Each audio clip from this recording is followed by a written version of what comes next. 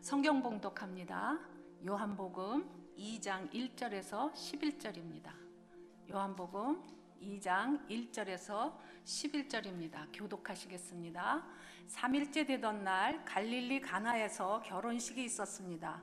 예수의 어머니도 그곳에 계셨고,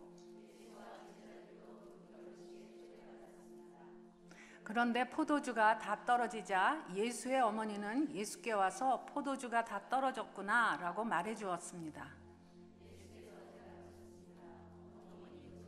당신에게 무슨 관계가 있다고 그러십니까? 아직 내 때가 이르지 않았습니다. 그러나 예수의 어머니는 하인들에게 말했습니다. 무엇이든 그가 시키는 대로 하라. 가까운 곳에 돌 항아리 6개가 놓여 있었습니다. 그것은 유대 사람들의 정결의식에 쓰이는 것으로서 각각 물 2-3메트리스 들어가는 크기의 항아리였습니다. 예수께서 하인들에게 말씀하셨습니다. 저 항아리들에 물을 채우라. 그래서 그들은 항아리마다 물을 넘치도록 가득 채웠습니다. 그러자 예수께서 그들에게 말씀하셨습니다. 이제 물을 떠 잔치 책임자에게 갖다 주라. 그들은 그렇게 했습니다. 잔치 책임자는 물이 변해된 포도주를 맛보았습니다.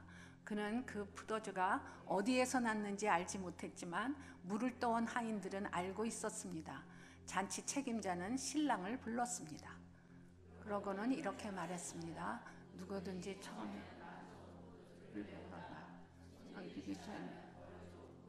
내는 법인데 당신은 가장 좋은 포도주를 지금까지 남겨두었군요. 함께 읽습니다. 예수께서 이 첫 번째 표적을 갈릴리 가나에서 행해 자기의 영광을 드러내셨습니다.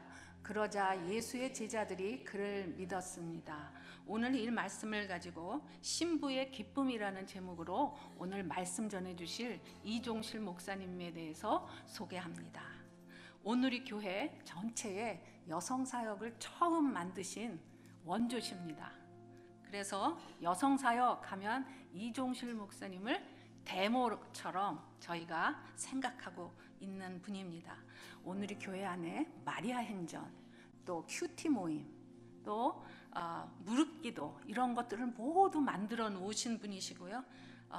샌디에고 오늘이 교회에서 함께 남편 지난주에 금경현 목사님 오셨죠? 함께 부부가 목사님이시면서 이제 그 샌디에고 오늘이 교회에서 부목사로 섬기시다가 은퇴하셨습니다. 오늘 말씀이 선포될 때 많은 은혜 받으시기 바랍니다.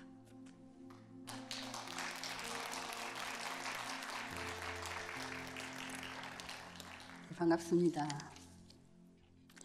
우리가 한번 인사할 때 오늘 큐티의 아침에 큐티의 은혜가 있었습니다. 죽음을 넘어서신 그 예수님, 그분 때문에 우리는 생명을 선포할 수 있는 사람이 됐습니다. 그래서 우리가 우리 자신에게 또 우리 옆 사람에게 하나님의 생기로 충만할지어다 하고 한번 선포하고 시작하겠습니다. 같이 한번 합니다. 시작. 하나님의 생기로 충만할지어다. 아멘. 예, 우리는 생명을 받은 사람들이기 때문에 그 생명의 선포를 함으로 오늘도 생명 있는, 생명력 있는 그런 하루가 됩니다. 아까 소개해 주셨지만 지난주에 설교했던 금 목사가 저하고 한 방을 쓴 지 45년이 됐습니다. 예, 그래서 오늘 우리 주님이 우리에게 어떤 말씀하시는지 함께 은혜 나누는 시간 되길 원합니다. 사복음서에는 그 예수님께서 행하시는 그 기적들이 많이 나오죠. 근데 그 복음서 중에 그 많은 기적들 중에 예수님이 첫 번째 이 땅에 오셔서 첫 번째 행하시는 그런 기적이 바로 오늘 요한복음 2장에 나오는 가나 혼인잔치에서의 기적입니다. 이 가나 혼인잔치 이 기적에서 왜 예수님이 그 많은 기적을 행하실 수가 있는데 그분은 병도 고치실 수 있고 귀신도 쫓아내고 그리고 죽은 사람도 살리시는 그런 기적을 많이 일으키시는데 왜 특별히 가나의 혼인잔치에서 잔치집에서 당신의 첫 번째 기적을 행하셨을까? 이런 것들을 오늘 도대체 그 기적을 통해서 우리에게 주시는 하나님의 메시지, 그분의 메시지가 무엇일까라는 것을 생각해 보는 시간을 갖습니다. 우리 책 중에 광야의 삶은 축복이다라는 하용조 목사님 책이 있었습니다. 좀 오래됐죠. 그 책을 보면 우리의 인생 광야가 축복이다, 축제다라는 것으로 이렇게 말씀을 증거해 주고 있습니다. 그런데 여러분 가만히 생각해 보십시오. 이 우리의 인생 광야가 과연 축복일까요? 이 광야는 어떤 곳입니까? 여러분 이스라엘 광야를 가보신 분은 아시겠지만 광야는 정말로 황량합니다. 낮에 나가면 너무 뜨거워서 뭐 한 30분도 못 있어요. 한 10분 있으면 너무 뜨겁고 둘러봐야 아무것도 볼 것도 없고 가시떨기나무 몇 그루 그냥 있고요. 밤 되니까 제가 밤에 가보니까 너무 춥고 그날은 또 유난히 바람이 부는데 폭풍의 언덕 같은 막 이상한 바람 소리가 나면서 엄청 바람이 불더라고요. 그래서 짐승의 우는 소리도 들리고 이런 곳이 광야더라고요. 이스라엘 광야. 근데 정말 폭풍의 언덕과 같은 그런 광야의 그 바람 소리가 있지만 그렇게 외롭고 또 고독하고 또 살기 어렵고 힘들고 그리고 어려움이 있는 이 광야를 왜 축제 땅인가 축복의 땅이라고 얘기를 하고 있는 것일까? 축제와 전혀 어울릴 것 같지 않은 그런 광야, 축복과 전혀 어울릴 것 같지 않은 광야가 그런 축제의 땅이라는 것은 참 아이러니한 일이죠. 이스라엘의 명절 중에 3대 중요한 명절이 있죠. 4월에 있는 유월절, 6월에 있는 맥추절, 오순절이죠. 그 다음에 10월에 있는 장막절, 초막절 있습니다.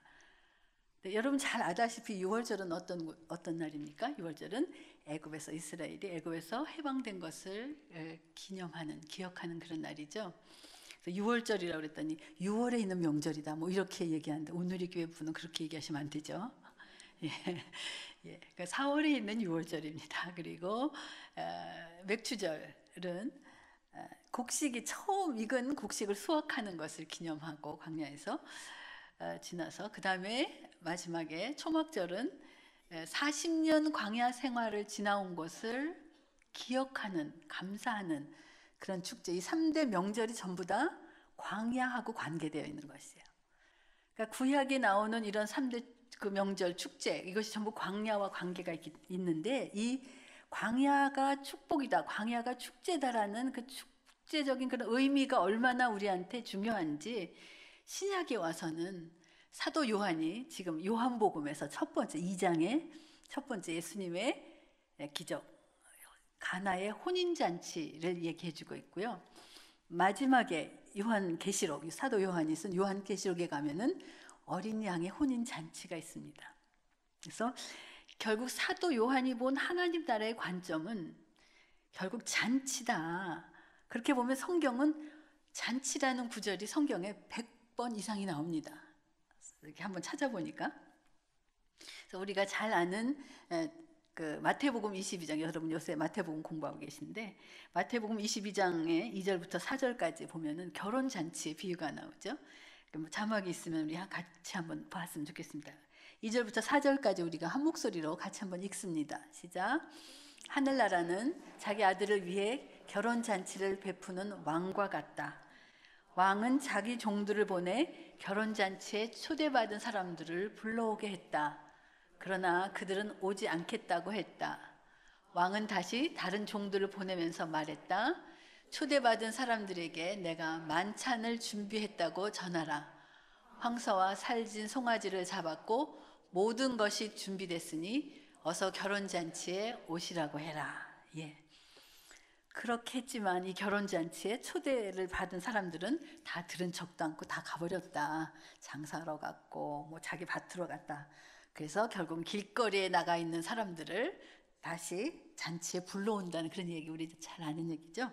그래서 거기에 나오는 얘기가 청함을 받은 사람은 많지만 택함을 입은 사람은 적으니라, 이렇게 말씀이 맺어집니다.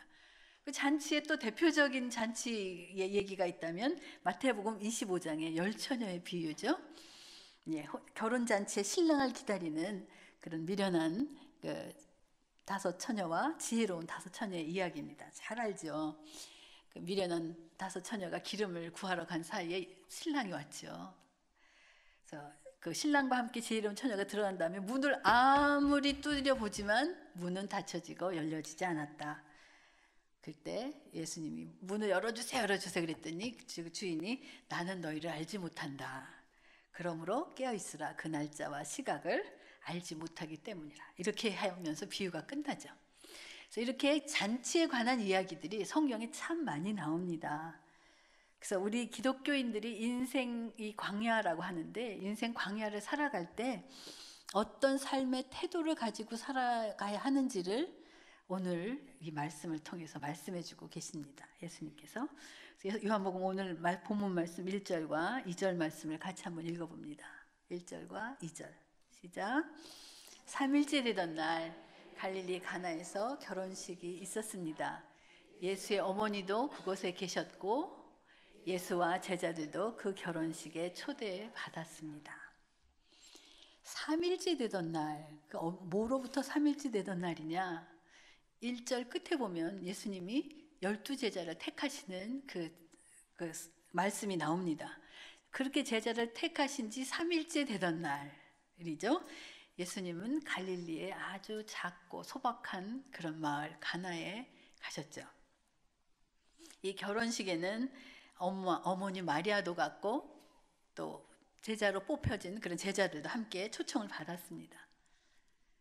우리가 잘 알다시피 이제 막 결혼식을 하고 축제가 막 무르익어가고 신랑 신부를 막 마음껏 축복하는 그런 잔치가 이루어지고 있는데 문제가 생기죠.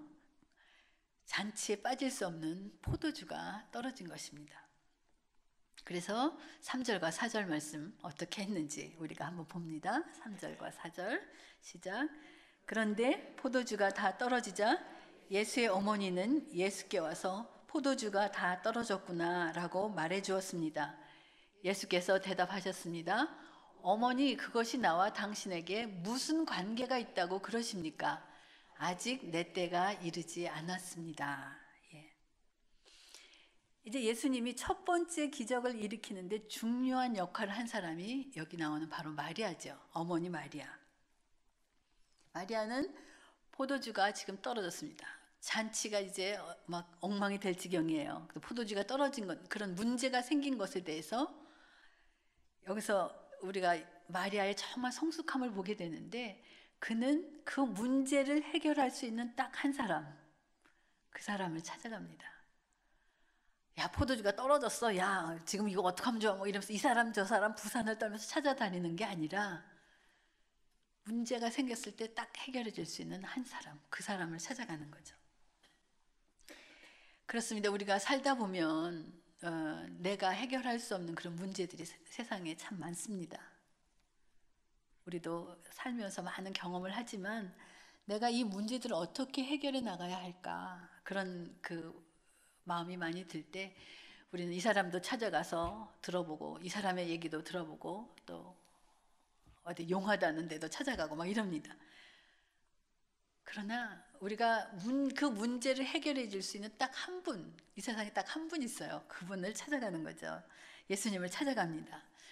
예수님께 가면 내가 가진 어떤 부끄러운 문제, 어떤 숨길 문제, 이런 것이 하나도 없어요. 내가 숨길 필요도 없고 부끄러워할 이유도 없습니다.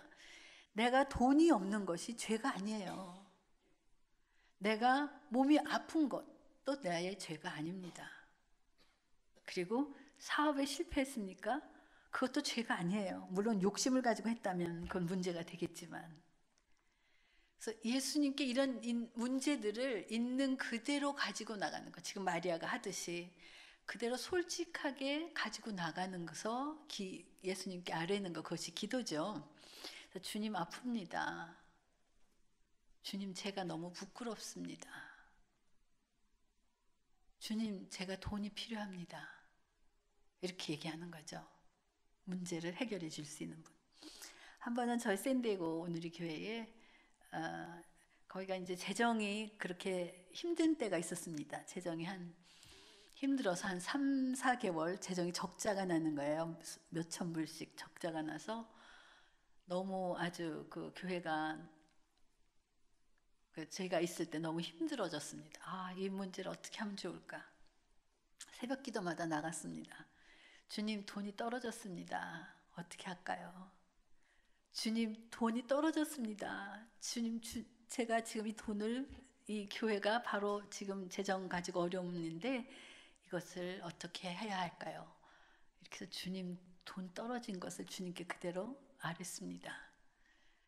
그랬더니 한 3, 4개월 후에 정말 하나님 그걸 해결하시는데, 예수 안 믿는 분이에요. 교회도 잘 안 나오시는 분이에요.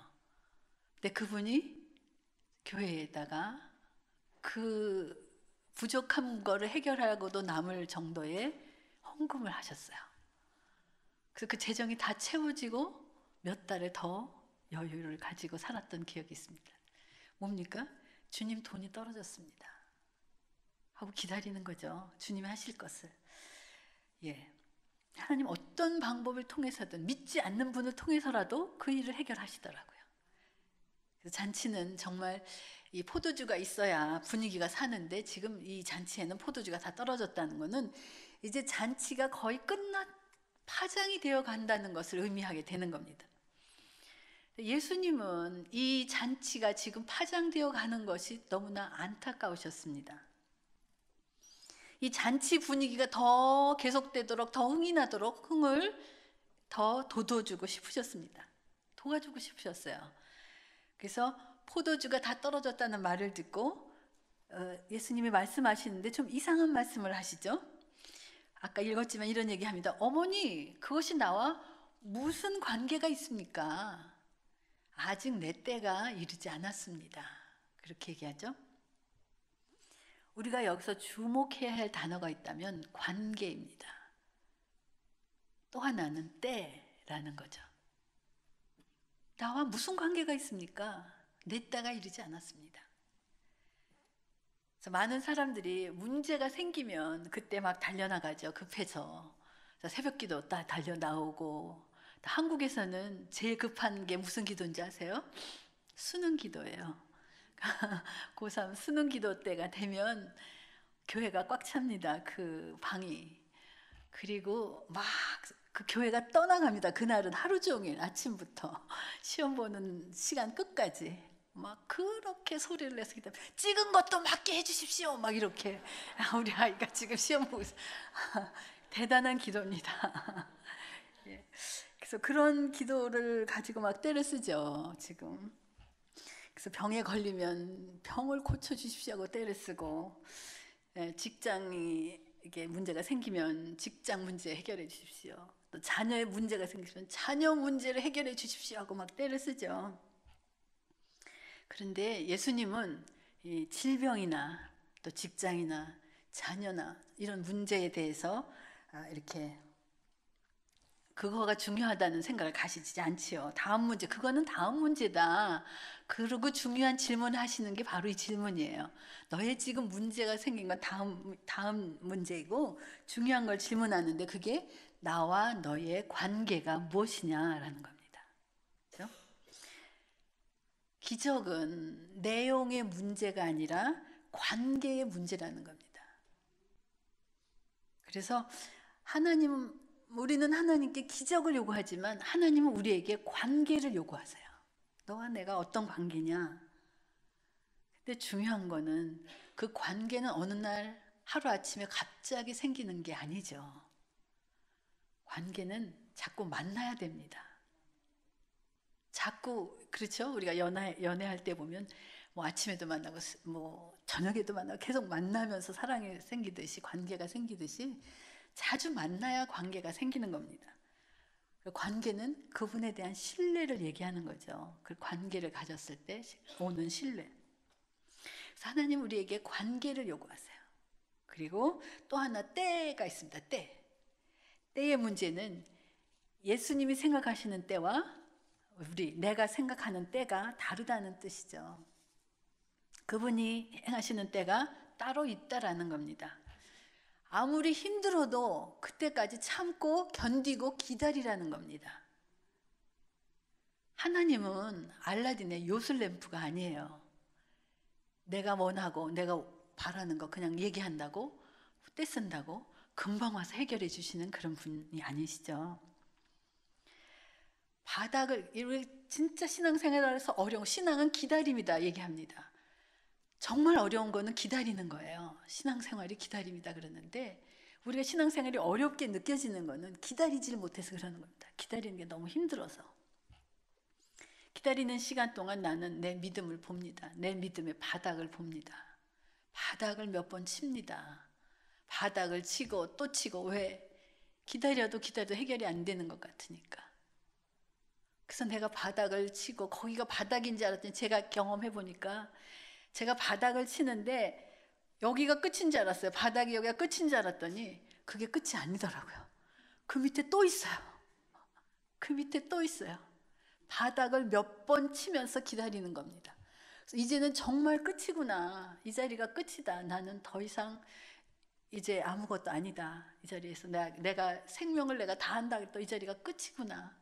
라는 그 생각이 들 그때에 그가 주님의 때더라고요. 주님이 그때 말씀을 하세요. 주님은 내가 어디가 끝인지를 아세요. 나는 내가 여기가 끝이라고 그러는데 아니에요. 주님의 끝은 내가 더 갈 수 있는 그 자리를 아시더라고요.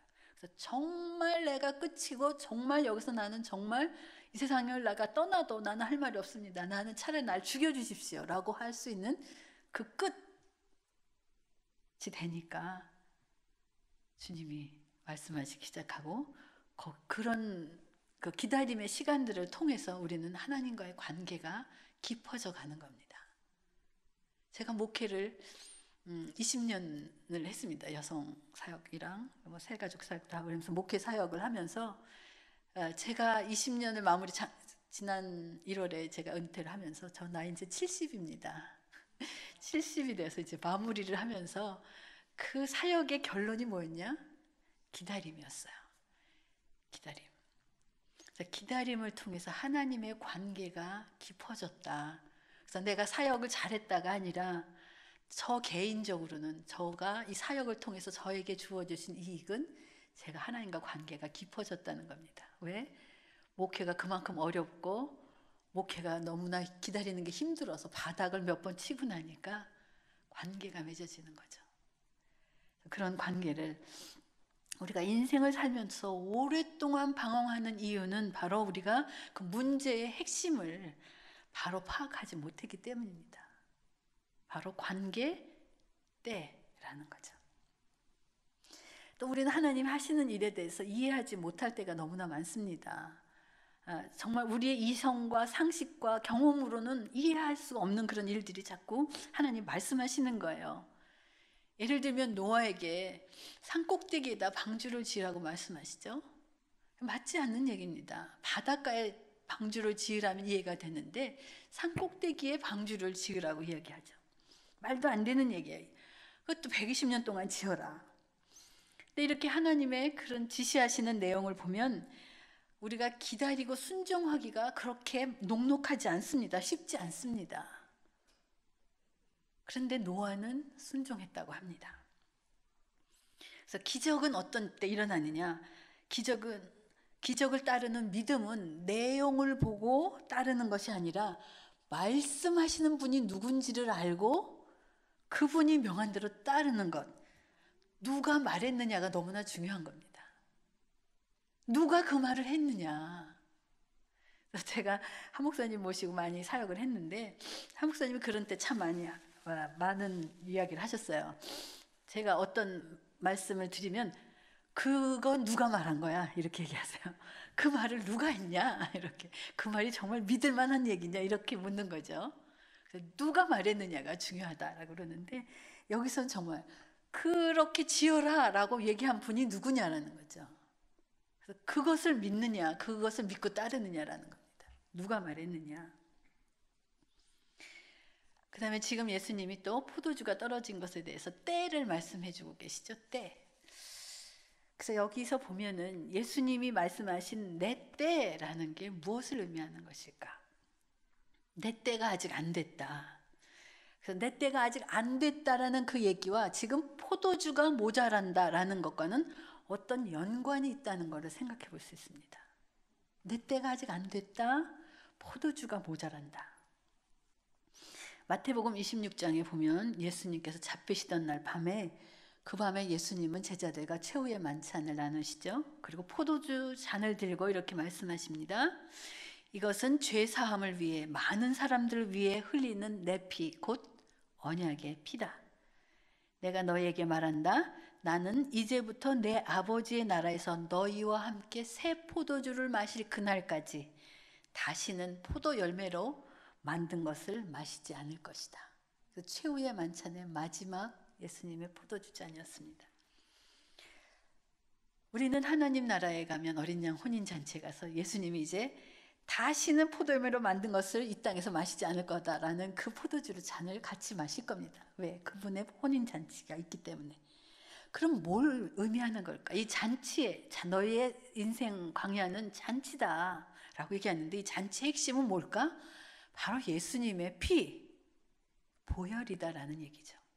내 때가 안 되었다라는 것과 포도주가 모자란다는 얘기는 내 피, 예수님이 바로 피 흘리시는 예수님의 보혈을 흘리시는 그때가 아직 안 됐다는 거죠. 무슨 물로 된 포도주는 바로 예수님의 보혈을 의미하고 예수님은 내가 십자가에서 피를 흘려 너희가 이 땅에 이 광야에서 그렇게 축제적인 잔치와 같은 삶을 살도록 해주겠다라고 가지고 말씀하시는 그런 의미가 바로 이 내 때가 아직 안 되었다. 이 포도주가 모자란다라는 말 속에 우리가 찾아볼 수 있는 메시지입니다. 그리고 우리에게 이렇게 얘기하시죠. 너희가 가나 혼인잔치에서 물로 된 포도주를 맛보고 기뻐하는 사람들처럼 오늘 예수님의 보혈을 믿는 너희가 부족한 것도 많고 문제도 많고 고난도 있고 아픔도 있고 고통도 많지만 너희가 상황과 상관없이 구원의 삶을 기뻐하는 그런 축제적인 삶을 살기를 바란다 라는 메시지가 오늘 이 말씀의 메시지인 줄로 믿습니다. 그래서 아직도 내 때가 이르지 못했다 하시면서도 이제 물을 포도주로 만들어 주시면서 그 잔치의 흥을 돋우어 주신 것이죠. 그래서 때가 안 되셨지만 주님은 그 잔치가 이어지기를 원하셨습니다.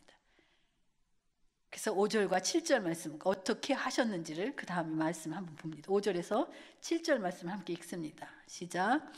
그러나 예수의 어머니는 하인들에게 말했습니다. 무엇이든 그가 시키는 대로 하라. 가까운 곳에 돌 항아리 6개가 놓여 있었습니다. 그것은 유대 사람들의 정결 예식에 쓰이는 것으로서 각각 물 2-3메트레테스 들어가는 크기의 항아리였습니다. 예수께서 하인들에게 말씀하셨습니다. 저 항아리들에 물을 채워라. 그래서 그들은 항아리마다 물을 넘치도록 가득 채웠습니다. 우리 예수님은 무에서 유를 창조하실 수 있는 분이세요. 그죠? 근데 그분은 오늘 보니까 이 포도주를 만드실 때 허공에다 대고 포도주야 나오라 짠! 하고 해서 포도주를 만드신 게 아니에요. 그죠? 정말 잔치집에 지금 돌 항아리가 6개가 있는 것을 보시고 그것을 이용해서 지금 기적을 베푸시는 걸 봅니다. 자, 예수님이 지금 5,000명을 먹이시는 그 오병이어 사건에서도 어떠십니까? 한 아이가 가져온 작은 도시락, 보리떡 5개와 물고기 2마리를 사용하셔서 5,000명, 남자만 5,000명을 먹이시는 기적을 행하셨습니다. 또 엘리사는 그 가난한 과부가 굶주렸을 때 집에 기름병이 조금 있다니까 다 이웃에 가서 기름병을 다 가져와라, 다 빌려와라. 그리고 그 빈병마다 모조리 기름을 가득 채워주면서 그가 먹고 살 수 있는 그런 기적을 일으켰습니다. 그렇습니다. 이렇게 주님은 우리가 이렇게 보잘것없는 정말 보리떡 5개와 물고기 2마리와 같은 그런 형편없는 그런 보잘것없는 작은 시간 또 작은 은사라도 드리면 주님이 그것에 축사하시는 거죠. 아무것도 없는데 그냥 짠 하고 이렇게 요술 램프를 휘두르신 게 아니에요. 요술 지팡이 휘두른 게 아니시고 우리의 작은 것을 주님께 드렸을 때 그것에 축사하시고 그것을 극대화시켜서 축복의 그릇으로 삼으시는 줄로 믿습니다. 여러분 오늘 나오셨어요. 그런데 정말 여러분의 그 작은 마음, 그죠? 주님을 사랑하고 예배하는 그런 마음, 하나님은 그것을 축사하시고 축복의 그릇으로 삼으실 줄로 믿습니다. 우리는 여기 마리아가 하인들에게 말했던 무엇이든지 그가 시키는 대로 해라 라는 그 말에 귀를 기울여야 합니다. 무엇이든 그가 시키는 대로 해라. 자, 예수님이 지금 돌 항아리에 물을 채우라고 말씀했는데 하인들이 어떻게 했습니까? 아무 군소리 없이 지금 가서 그 물을 가득 넘치도록 채웠다. 그렇게 얘기가 나오죠. 말씀이 나오죠. 아무 군소리가 없습니다. 하인들이 그 이야기 내용에 대해서 도대체 왜 빈 항아리에 물을 채우라 그러는 거야? 아, 힘든데 대강 반만 채우고 말지 하고 반만 채울 수도 있어요. 아우, 나를 뭘로 보고 이런 시시한 일을 시키는 거야? 왜 이렇게 힘든 일을 나한테 시키는 거야? 뭐 이렇게 얘기할 수도 있습니다. 그리고 또 그 말을 무시할 수도 있어요. 아, 뭐 말을 했나 보다. 그리고 난 무시하고 갈 수도 있어요. 우리의 마음입니다. 주님이 말씀하실 때 내가 그냥 대강 반만 하지 할 수도 있습니다. 그리고 그냥 무시하고 갈 수도 있습니다. 그리고 또 이런 일을 왜 나한테 시켜? 이렇게 얘기할 수도 있죠. 그러나 물떠온 하인들은 그렇게 얘기하지 않았습니다. 아무 말 없이 온전한 순종을 합니다. 그래서 예수님이 하인들에게 이제 얘기를 하죠. 이제 그 물을 떠서 잔치 책임자에게 갖다 줘라. 그랬더니 그들은 그렇게 했습니다. 라고 8절에 말씀합니다. 자, 여기서 이 하인들이 또 갈등할 수 있지 않을까요? 그 물 떠다가 그 항아리에 붓는 거는 뭐 상식에 맞는 얘기, 빈 항아리니까. 그렇죠?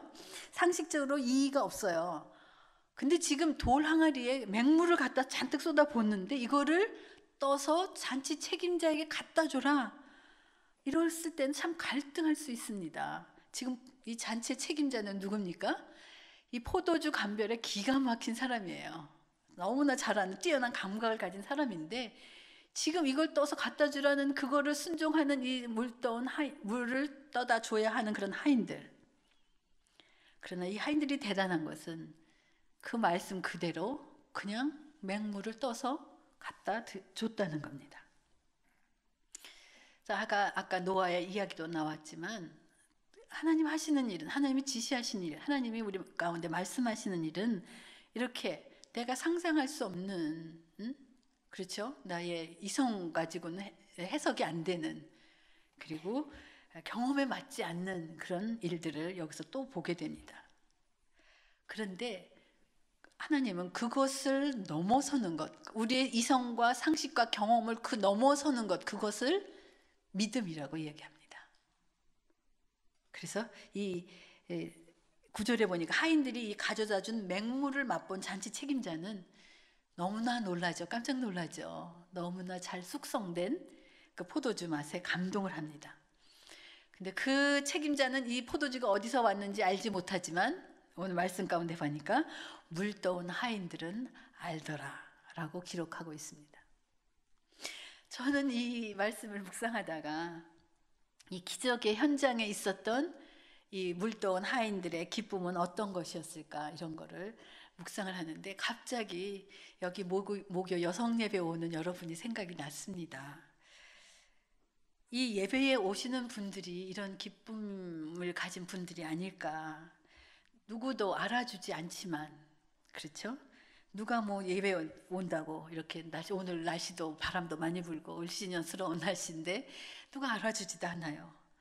그러나 우리가 그 신랑 예수님을 너무나 사랑해서 내가 온전한 순종으로 나온 자리, 그리고 그 신랑 때문에 내가 세상에서 죄와 싸우고, 그리고 사탄과 싸우고, 그리고 자신과 싸워서, 내가 내 자신과 싸워서 이기고 나온 신부들의 자리, 그리고 이 신부들의 사랑의 이런 수고가 이 하나님의 나라를 세우고 또 이 땅에 이 교회를 바로 세운다면, 힘있게 세워진다면 그 현장에 있는 그 기쁨이 바로 물떠온 하인의 기쁨이 아닌가. 이 예배 가운데 함께 하고 있는 여러분, 신부가 되신 여러분의 기쁨이 아닌가 그렇게 생각을 합니다. 그래서 그 다른 사람은 몰라도 이 예배에 계속 나오시는 분은 그게 있어서 나오는 거예요. 내 안에 있는 그 기쁨. 그래서 그 신부의 기쁨, 그 물돈 하인만이 아는 그 기쁨. 그래서 이 기적 같은 그런 일들은 내가 말씀을 믿고 순종하는 그 순간부터 이루어지는 겁니다. 그러면 여기서 우리가 궁금한 거는, 그러면 물이 언제 포도주로 됐을까? 그렇죠? 이 맹물이 언제 포도주로 됐을까? 그런 생각이 드는 거와 함께, 굳이 그거를 항아리에다 물을 잔뜩 힘들게 채웠다가 그 물을 다시 떠서 갖다 줄 바에야 처음부터 그냥 곧바로 떠서 갖다 주면 되지, 그걸 굳이 거기다 가득 채우라고 했을까? 그런데 바로 이것이 믿음의 과정이라는 겁니다. 우리 믿음의 과정. 주님이 우리를 왜 힘들게 그렇게 물을 채우라고 그러고 막 그러세요? 믿음의 과정. 우리에게 필요한 믿음의 과정이 있다라는 겁니다. 하인들이 물을 떠서 책임자에게 가져가는 과정에 대해서 성경에 나온 말씀은 없어요. 하지만 분명한 것은 그 물을 받아 맛보는 순간 이미 포도주가 되어 있었다는 사실이죠. 우리는 이 물이 포도주로 된 이 사건 과정을 통해서 우리의 구원의 아주 신비스러운 것들을 여기서 보게 됩니다. 물이 포도주로 바뀐 것은 나쁜 물이 좋은 물로 바뀐 것이 아니라 그 물의 성분 자체가 바뀐 것이에요. 그렇죠? 본질적으로 성분 자체가 바뀐 것이에요.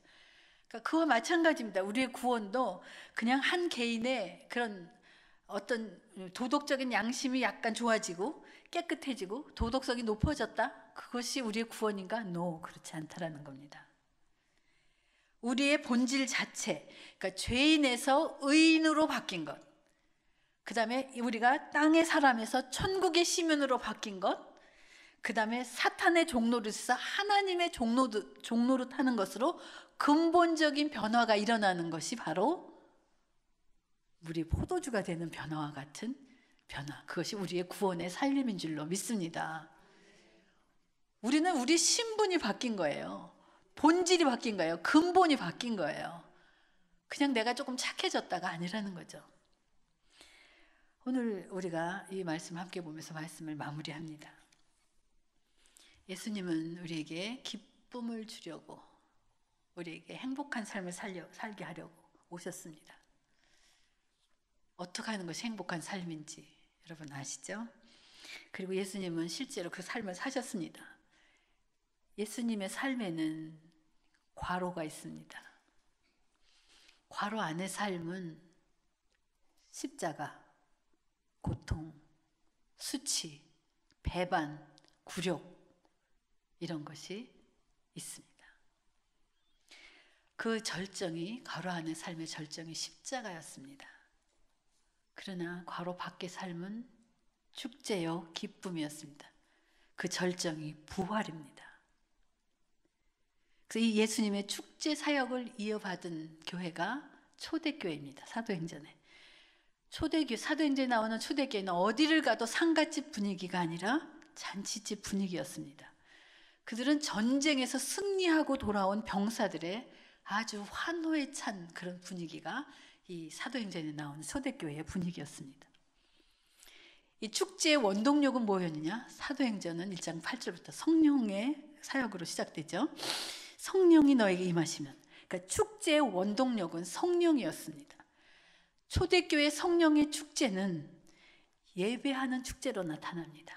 그리고 우리가 서로 이웃끼리 사랑하는 사랑의 성도 사이의 사랑의 축제로 나타나고, 또 이웃 간의 나눔의 축제로 나타나는 것이 사도행전의 축제였습니다. 이 축제적인 삶을 이어받은 사람들이 우리 그리스도인인 줄로 믿습니다.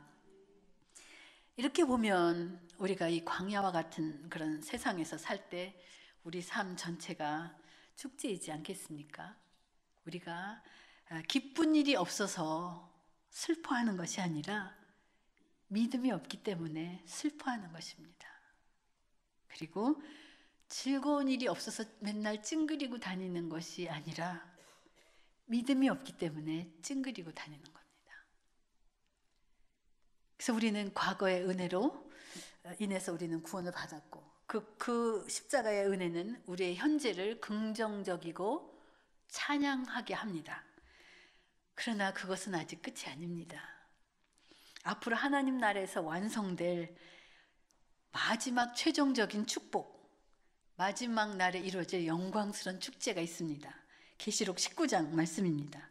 19장에 보면 사도 요한이 그 하늘로부터 직접 들은 소리가 있습니다. 19장 6절부터 9절까지의 말씀 우리 같이 한번 읽습니다.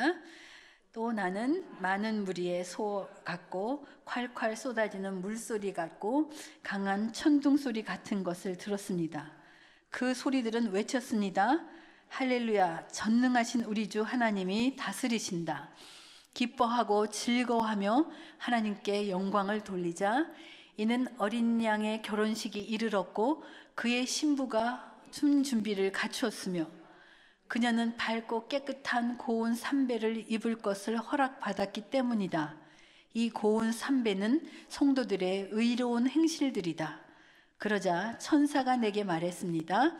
너는 어린 양의 결혼잔치에 초대받은 사람들은 복이 있다고 기록하라. 또 그는 나에게 말했습니다. 이것은 하나님의 참된 말씀들이다. 아멘. 어린 양의 혼인잔치, 마지막 날에 그 혼인잔치가 있다라고 하나님의 참된 말씀이다라고 말씀을 합니다. 오늘 예수님이 이렇게 우리에게 말씀하십니다. 하나님 나라는 혼인잔치와 같다. 혼인은 사랑하는 사람들끼리 하는 것이죠. 혼인은 우리가 그렇게 사랑하지 않으면 결혼하지 않습니다. 사랑하는 사람들끼리 하는 겁니다.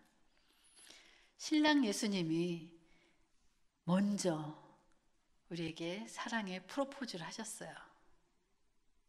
그분의 사랑은 신부를 위해서 목숨을 버린 사랑입니다.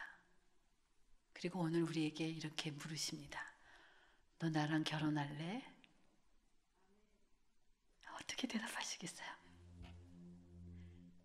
그리고 너는 나와의 그런 혼인잔치를 믿고 기다리면서 그렇게 정결한 신부로 살고 있니? 그렇게 물으시죠. 나를 너무 사랑해서 죄와 싸우고, 나를 너무 사랑해서 네가 외로움을 견디고 희생하고 너의 자존심을 꺾고 긴 기다림의 그런 터널 속에서 때로는 남들이 보기에 바보 같은 선택을 하고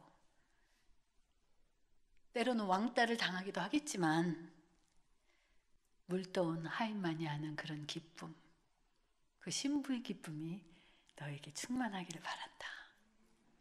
그것이 오늘 주님이 이 혼인잔치를 통해서 우리에게 주시는 메시지인 줄 믿습니다. 여러분의 대답을 우리가 찬양으로 하겠습니다. 내 손을 주께 높이 듭니다.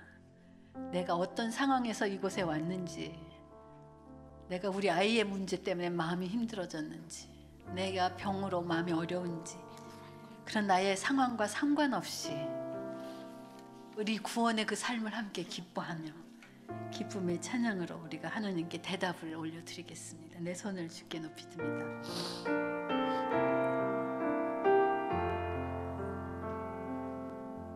내 손을 주께 높이 듭니다.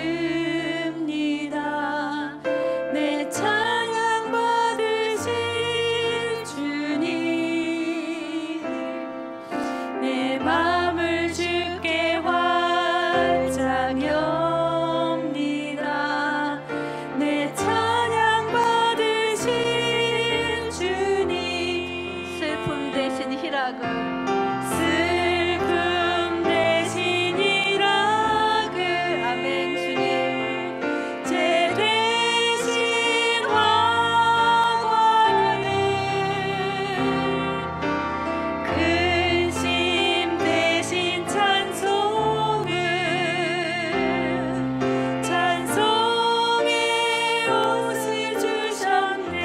갑니다. 내 손을 주께 높이 듭니다. 손을 주께 높이